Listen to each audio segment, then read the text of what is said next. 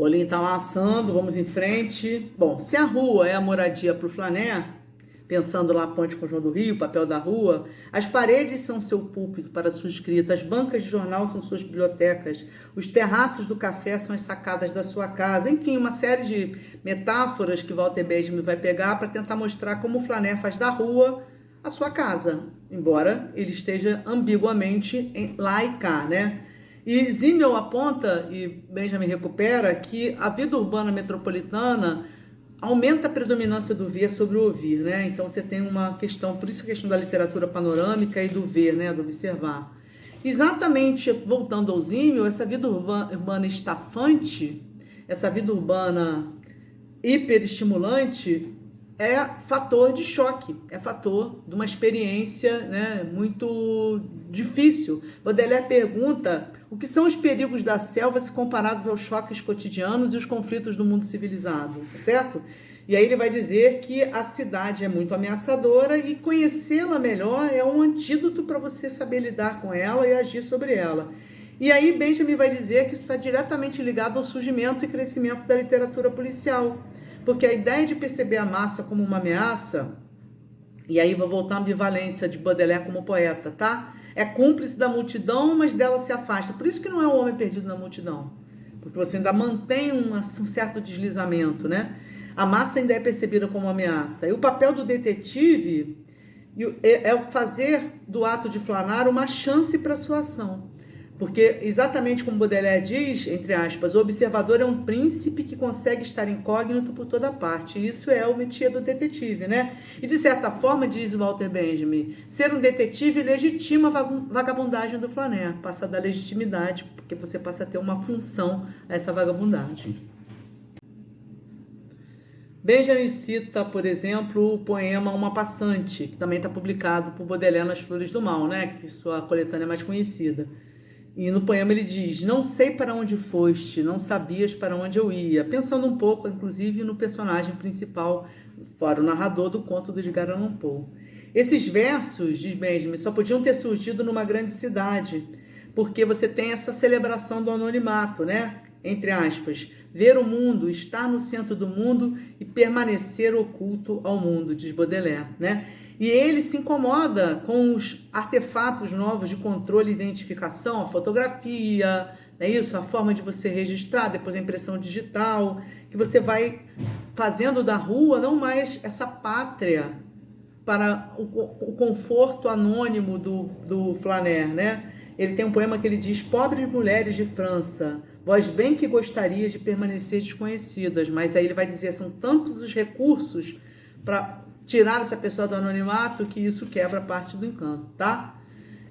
Baudelaire chamou o Flaner do homem das multidões. Walter Benjamin não concorda, como eu falei. Ele separa, por exemplo, Paris de Londres. Ele vai dizer que são coisas muito diferentes. As condições para falar em Paris são muito diferentes do que o personagem de Edgar Allan Poe que está em Londres.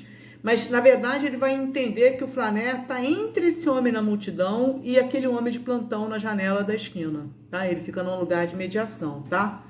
Porque, e Benjamin vai dizer, para Poe, o Flaner não se sente seguro em sua própria sociedade, por isso ele procura a multidão para se esconder, que é diferente de Baudelaire, ainda segundo a interpretação de Walter Benjamin, que ama a solidão, né? Que quer ficar bem no meio da multidão. Tem uma parte que Benjamin cita, que Baudelaire reclama de Bruxelas, porque não tem janelas, porque não tem nada para você ver, as ruas são impossíveis de usar, né? Então, na concepção de Baudelaire, a paixão do Flaner é desposar a multidão. Seu imenso júbilo, entre aspas, é fixar residência no numeroso, no ondulante, no movimento, no fugidio e no infinito, tá?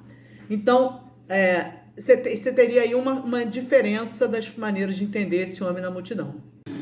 Bolo pronto, ficou melhor do que eu imaginava. Agora eu vou desformar ele, tá? Desinformar, vamos ver.